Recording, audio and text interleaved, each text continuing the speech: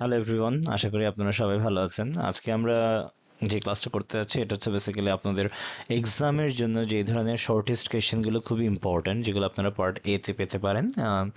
এই কোয়েশ্চেনগুলো আপনারা যদি মডারেটলি, মোটামুটি এখানে কিছু কোয়েশ্চেন্স আছে যেগুলো পড়লে আপনাদের কমন পড়ার একটা পসিবিলিটিস থাকে।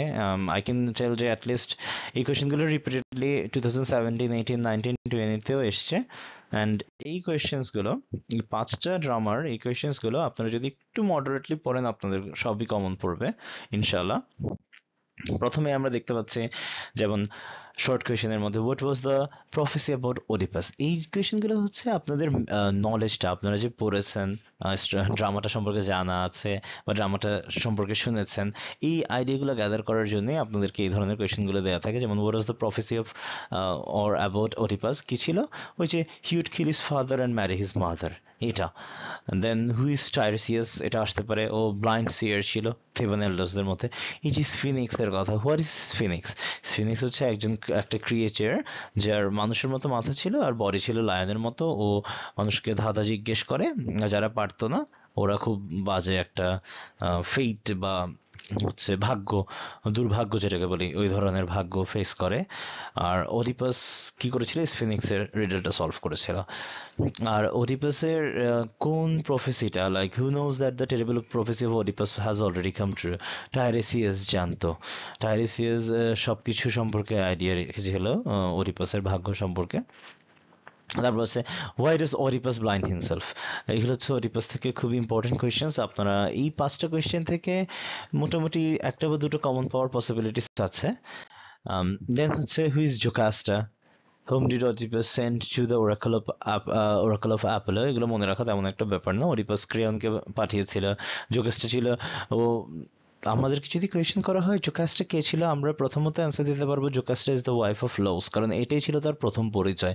কিন্তু আপনারা চাইলে এটাকে আরেকটু ডিফারেন্টভাবে লিখতে পারেন যে জোকাস্টা লোজের ওয়াইফ ছিল অ্যান্ড এছাড়াও অডিপাসের স্ত্রী এবং মা ছিল। কিন্তু এটা তো তার মেইন পরিচয় ছিল না। জোকাস্টার মেইন পরিচয়টা ছিল সে লেওসের ওয়াইফ ছিলেন।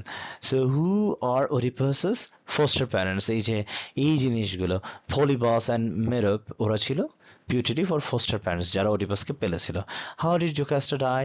Committed suicide by hanging.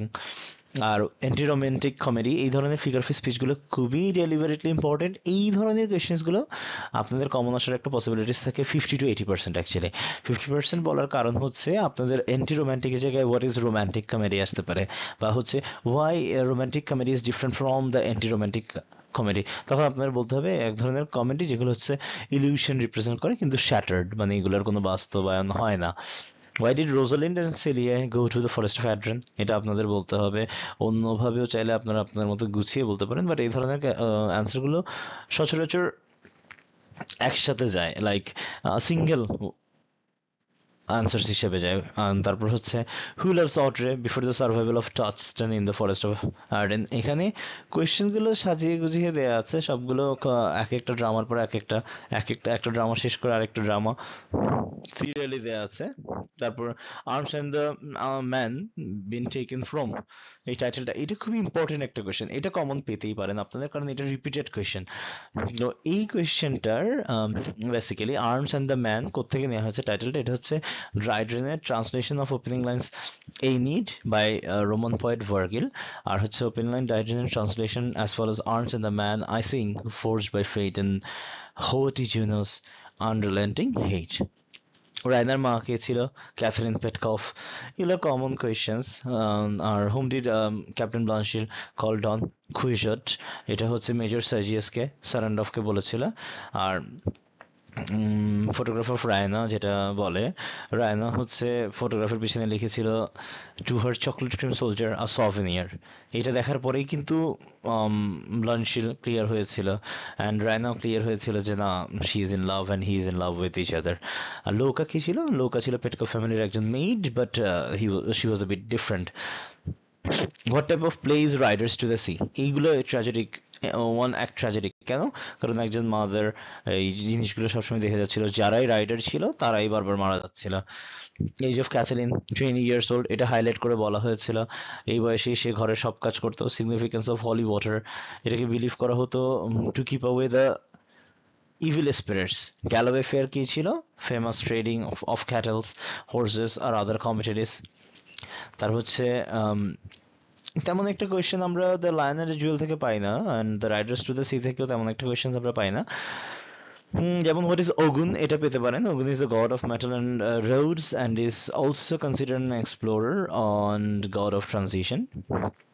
Village of Baroka, এটা হচ্ছে ভিলেজের নামটা বললেই হচ্ছে আর বারোকার পরিচয় কি এটাই জানতে যাচ্ছে। লায়ন অ্যান্ড দ্য জুয়েলে Lakunle call Sidi an illiterate goat, why is that? কারণ স্পেস গোট বা স্কেপ গোট যেটাকে বলা হয়, বলির বাকরা অর সামথিং লাইক দ্যাট, এটাই বলেছিলাম, অশিক্ষিত goat or something like that. কারণ কি, ও সে মডার্নিটি ফেলে ট্রেডিশনালিজমে চলে যাচ্ছিল, অ্যান্ড এই ট্রেডিশনালিজমটাই সামহাও লাকুনের পছন্দ ছিল না। এখানে যে কোয়েশ্চেন অ্যান্সার্স গুলো আছে, এই কোয়েশ্চেন অ্যান্সার্স গুলো থেকে if we go back we may see, মানে আমরা স্লাইডের প্রথমে যদি যাই আমরা দেখতে পাবো এখানে প্রতিটা কোয়েশ্চেন অ্যান্সারের একটা হাইলাইটেড মোটিভ ছিল। এই মোটিভগুলোকে ধরেই কিন্তু প্রতিটা কোয়েশ্চেন করা হবে। লাইক আপনারা ওডিপাস থেকে যদি সবগুলো কোয়েশ্চেন মোটামুটি পড়ে ফেলেন, তারপর হচ্ছে অ্যাজ ইউ লাইক ইট থেকে যদি পড়ে ফেলেন, আর্মস অ্যান্ড দ্য ম্যান থেকে যদি পড়ে ফেলেন, দ্য রাইডার্স টু দ্য সিতে তেমন একটা কোয়েশ্চেন নেই, এখানে হয়তো বা 4টা বা 5টা কোয়েশ্চেন থেকে আপনারা একটা দুটো কমন পেয়ে যাবেন। Are the lion and the Jewel থেকে হয়তো বা 4টা 5টা আছে কোয়েশ্চেন, বা 3টে 4টা আছে, এই 3টে 4টা কোয়েশ্চেন করলে আপনারা একটা কমন পেয়ে যাবেন। লায়ন্স অ্যান্ড দ্য জুয়েল থেকে কখনোই হয়তো আমরা দেখতে পাইনি খুব বেশি একটা কোয়েশ্চেন এসছে।